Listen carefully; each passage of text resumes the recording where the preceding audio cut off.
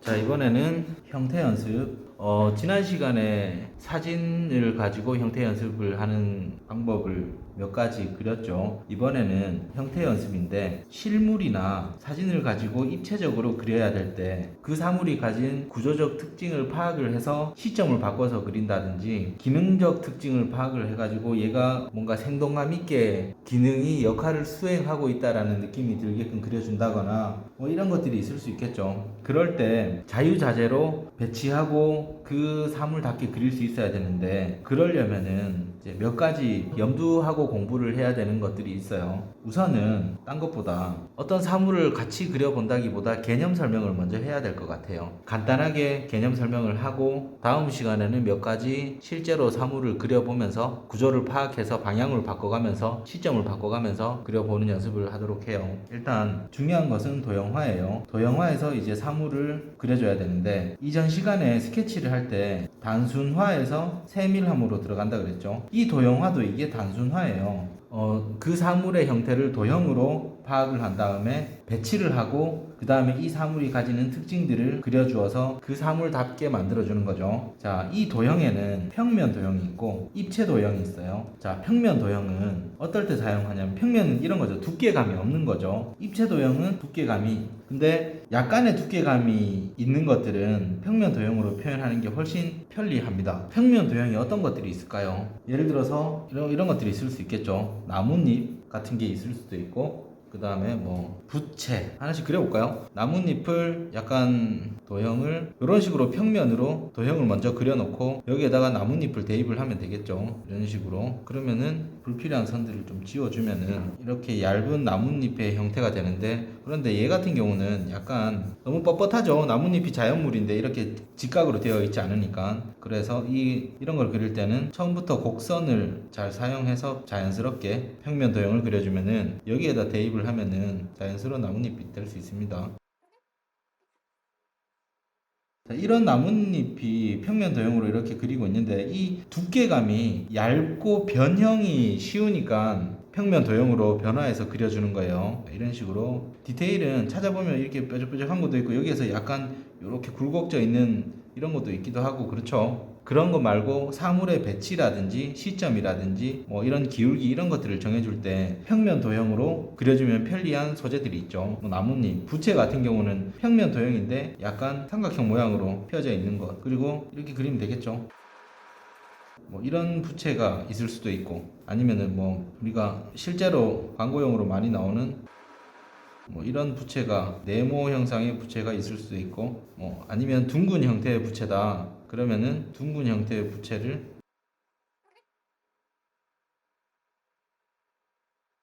그려주면서 둥근 형태의 어떤 부채를 이렇게 그려줄 수도 있겠죠. 그래서 약간 두께가 얇은 것들, 변형이 쉬운 것들, 사실 좀 두꺼워도 돼요. 예를 들어서 스펀지를 그린다, 스펀지나 식빵 같은 거 이런 걸 그린다 그러면은 스펀지 같은 경우는 약간 두께를 좀 줘서 그리는데, 처음부터 두께를 주지 말고 평면 도형으로 먼저 그린 다음에 두께를 주면은 있겠죠. 자, 이런 식으로 평면 도형으로 배치를 하고 두께감 있게, 이거는 뭐 육면체 도형처럼 이렇게 해도 되겠죠. 큰 주름이 이렇게 지고 여기는 라운드지게 돌아가고 주름이 지고. 자, 이런 스펀지, 그리고 두시가 좀 틀렸네요. 자, 그리고 만약에 스펀지 보면은 이런 것들이 있잖아요. 여기는 녹색으로 돼서 되게 좀 거친 면이 있고, 밑에는 노란색으로 돼서 좀 부드러운 면이 있고, 이렇게 되면은 뭐 녹색을 조금 갈라주고 싶다 그러면은 이런 식으로 두께감을 좀 더 얇게 줘가지고 갈라주기도 하고, 뒷부분에 좀 들어주고 싶다 그러면 이런 식으로 좀 약간 그 모서리가 들려있는, 얘랑 평행이 되니까 구분이 잘 안되니까 좀 적극적으로 표현을 해봐야겠어요. 이런 식으로 요게 노란색이랑 녹색이랑 분리된 스펀지를 그려줄 수도 있겠죠. 그래서 평면 도형을 하고 나서 두께감을 줘서 입체 도형으로 바꿔도 되는, 얘는 변형이 많이 되기 때문에 그런 게 좀 유리할 수 있어요. 식빵 같은 경우도 그렇죠. 비슷하니까. 자, 그 다음에 뭐 이렇게 움직임지 않더라도 예를 들어서 포크를 그린다. 처음부터 입체 도형으로 잡기보다 포크가 완전 옆에서 보면은 요런 형태의 포크가 뒤쪽이 좀 두껍고, 요런 형태의 포크가 있다고 가정을 했을 때, 정면에서 봤을 때 뒤쪽이 좀 넓어지고, 자, 요런 형태의 포크가 있다고 쳐요. 얘를 입체적으로 그릴 때 평면 도형으로 그려주는 거죠. 포크 앞부분, 그 다음에 꺾여지는 부분, 그 다음에 중심선에서 중심선을 긋는데 중심선이 뒤로 갈수록 조금 넓어지기도 하고 뒤로 휘어지기도 하고, 그러면 중심선을 뒤로 갈수록 살짝 이렇게 휘어줄 수 있겠죠. 얘를 따라서 시작되는 부분이 좁고 뒤로 갈수록 넓어지면서 휘어지게끔, 그리고 얘도 이렇게 슬쩍 휘어지다 보니까 직선으로 잡아놨던 거를 슬쩍 휘어주고, 얘도 슬쩍 휘어주고, 위치 체크해서 뭐 이런 식으로 곡선의 정도를 찾아가지고 이런 식으로 그려주면 되겠죠. 우선 사물을 딱 봤을 때 되게 부피감이 있어가지고 입체 도형으로 그려줘야 될 사물인가, 아니면 평면 도형으로 그려줘야 될 사물인가, 이런 것들을 파악하면 됩니다. 평면 도형으로 할 것들이 뭐 저런 것도 있을 수 있겠죠. 일단 책 같은 경우는 당연히 이런 식으로 생겼죠. 이렇게 수시에 맞춰서. 그러고 나서 얇은 두께감을 줄 수도 있는 거고, 뭐 악보라든지 셀로판지라든지 뭐 이런 것들이 많이 나와요. 그래서 종이 같은 경우도 출제가 많이 되고, 그래서 그런 것들은 평면 도형으로 해서 여러 방향 여러 시점으로 그려보는 것들이 중요합니다. 뭐 아래쪽에서 위로 쳐다보는, 안 보이는 면도 슬쩍 그려주면 좋고요. 쳐다보는 요런, 여기가 아랫면, 요런 것도 그려주기도 하고, 반대로 위에서 아래쪽으로 내려다보는 요런 것도, 여기 윗면 여기가 아랫면, 요런 것도 그려주기도 하고, 이런 것들을 자유자재로 그릴 수 있어야 돼요. 사물이 얄팍하게, 뭐 요런 것도 아주 얇은 건 아니지만 나중에 두께감을 살짝 찾아줘야 되지만, 처음부터 너무 두꺼운 입체 도형이 아닌 것들은 이렇게 평면 도형으로 그리면 됩니다. 또 뭐가 있을까요? 우리가 요즘 자주 끼는 마스크, 이런 것들도 있을 수 있겠죠. 마스크. 그 다음에 나중에 두께를 슬쩍 찾아주고, 주름 같은 경우도 그려주고, 디테일을 좀 찾아주고, 또 뭐 지갑 같은 경우도 있을 수 있겠고, 지갑.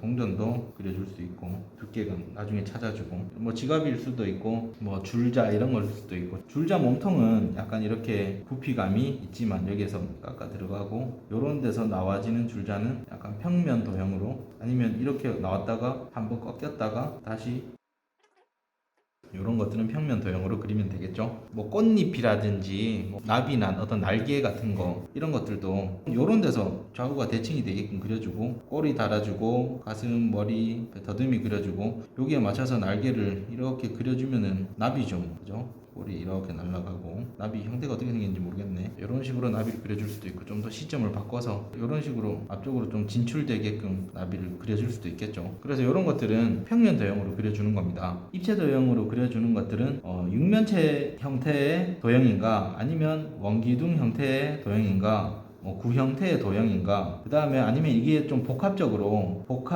도형인가, 뭐 이런 것들로 보면 됩니다. 예를 들면은 이런 줄자 같은 경우는 짤막한 원기둥이라고 하고, 생긴 형태에 따라 다르겠지만 이렇게 그려주고 디테일을 찾아가는 것도 있고, 아니면 육면체 형태로 보고 디테일을 찾아 들어갈 수도 있는 거죠. 구멍이 뚫려 있을 수도 있고, 튀어나왔을 수도 있고.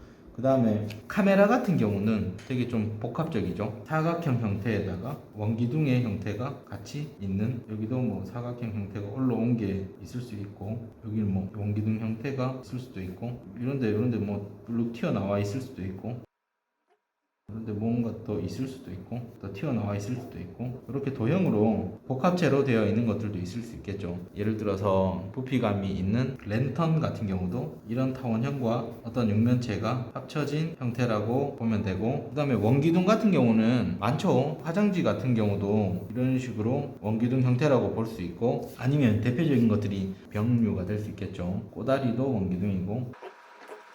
이렇게 단순화된 게 좀 더, 이게 거짐 정면에서 보고 있는데 좀 더 입체적으로 본다면 수시가 많이 들어가서 좀 더 입체적으로 그려줄 수 있는 원기둥 형태가 될 수도 있겠고, 또 뭐가 있을까요? 이런 것들도 있을 수 있겠죠. 약간 삼각형 형태의 집게 같은 경우는 도형인데 삼각형 형태로, 요거는 나중에 좀 디테일하게 봐야 될 것 같아요. 이런 식으로 얘를 시점 바꿔서 그린다면은 뭐 이런 식으로 그려 들어갈 수 있겠죠. 삼각형 도형. 또 입체적인 것들이 주변에 너무 많은데, 분무기 같은 경우도 지금 자료가 없어가지고 긴 한데, 원기둥 도형, 원뿔 도형, 다시 원기둥 도형이 합쳐진 상황에서 얘는 직육면체 도형에 원기둥 도형이 들어있고 손잡이 휘어진 거 있고 뭐 이런 식으로 있을 수 있겠죠. 나중에 디테일들은 이런데 좀 찾아주거나 뭐 곡선으로 좀 돌려야겠다 그러면 이런데 좀 찾아주거나 이럴 수 있을 거고. 자, 이런 식으로 얘들은 입체 도형을 활용해서 형태를 잡는 방법이죠. 근데 이런 구조를 파악하고 그려 들어가는 방식이 있습니다. 요게 종이라고 하면은 실제 사물이 있으면은 그 실제 사물의 어떤 단면들을 먼저 그리는 거예요. 가령 이런 충전기가 있다 치면은 이 충전기가 가진 정면의 모습, 육면체에 이거 비례감을 익히는 거죠. 비례감. 여기에 그려지는 것들은 너무 정확하게는 그리지 않아도 됩니다. 결국은 평면도, 단면도라고 하나요? 평면도라고 하나요? 평면, 단면을 보고 어떤 위치에 어떤 형태의 것들이 어느 정도의 길이로 이렇게 있더라 라는 것들을 그려줍니다. 그럼 얘를 이렇게 돌렸을 때는 옆모습을 그리면은 얘 높이들이 똑같이 해서 옆모습의 두께. 근데 여기에서는 비례감을 익히는 거라서 너무 디테일하게 이렇게 그리진 않아도 돼요. 실제로 그려지는 건 여기에 입체적으로 그려주는 것에서 잘 그려주는 게 중요합니다. 요게 끝에 뭐 살짝 더 나온 것도 있기도 하고 뭐 그래요. 그 다음에 뭐 요런 면을 보면은 이건 그냥 요 두께랑 똑같이 있는 윗면에 아무것도 없네요. 로고만 삼성 이렇게 적혀 있고, 반대편으로 이렇게 보면은 요 두께랑 똑같이 있는데 한쪽에 이 라운드 지는 정도는 어느 정도 되더라.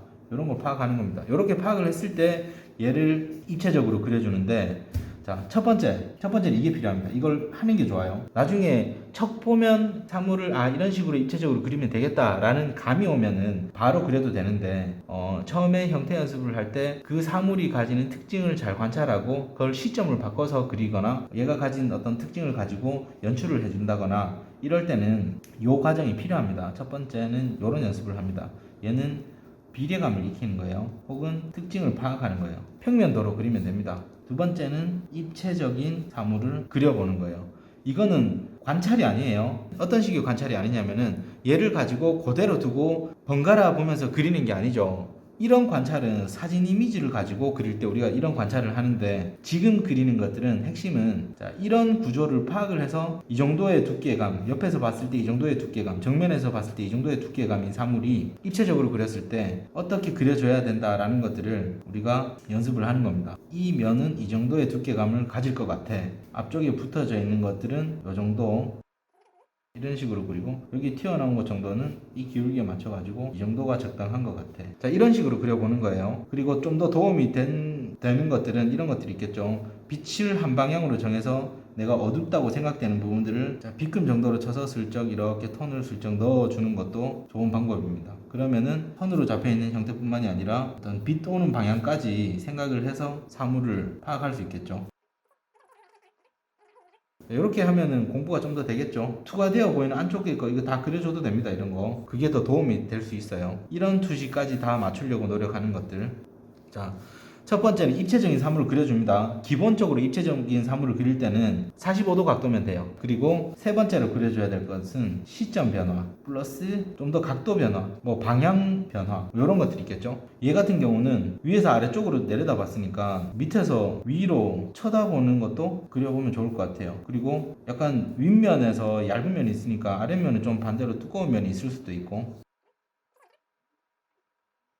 튀어나가네요. 대충 그려서 그래요. 이런 식으로 하고 빛 방향을 설정을 해서 얘도 어두운 부분을 B금도 한번 슬쩍, 그림자 이렇게 지겠네? 이런 것도 한번 슬쩍, 밝은 면, 중간 면, 어두운 면들을 찾아보는 거죠. 자, 요 다음 시간에는 대표적인 사물을 가지고 이런 연습들을 할 거예요. 지금은 이렇게 평면 도형과 입체 도형을 활용을 하는 예를 설명을 하는 거죠. 얘 같은 경우는 실제로 이런데 원래 이게 꽂혀 있거든요. 선이 이런 식으로 갈 수 있겠죠. 이렇게 첫 번째는 그냥 입체적으로 그려보는 것, 두 번째는 시점을 바꾸거나 방향을 바꾸거나 각도를 더 예각을 많이 사용해 가지고 그려보는 것들. 얘는 시점만 바꿨지 뭐 각도가 많이 달라진 것 같진 않네요. 뭐 이런 것들이 있을 수 있겠죠. 이런 거 투시가 되게 많이 들어가 가지고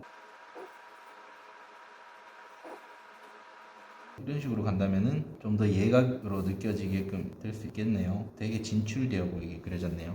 자, 이런 식으로 좀 각도를 변화해서 그려보기도 하고. 자, 그 다음에 네 번째는 연출이에요. 연출. 근데 얘가 가진 거는 얘를 뭐 변형하거나 이렇게 쉽지 않게 생겼어요. 종이면은 구겨지거나 뭐 뜯겨지거나, 뭐 분무기면은 물이 쭉쭉 나오고 있다거나, 아니면 분무기 목이 풀려져서 이렇게 몸통과 따로 논다거나, 뭐 이런 것들을 연출을 할 수 있겠고, 연필이면 연필이 깎여진다거나 뭐 부러진다거나 나무 젓가락이 부러진다거나 유리면은 깨진다거나 금이 간다거나 뭐 이런 걸 수 있는데, 얘는 그런 연출들은 하기가 조금 부담스러운 물체인 것 같아요. 얘를 억지스럽게 부셔준다거나 억지스럽게 분해를 해준다라는 거는 더 어울리지 않을 수 있겠죠. 그럴 법하게 연출을 해주는 게 중요해요.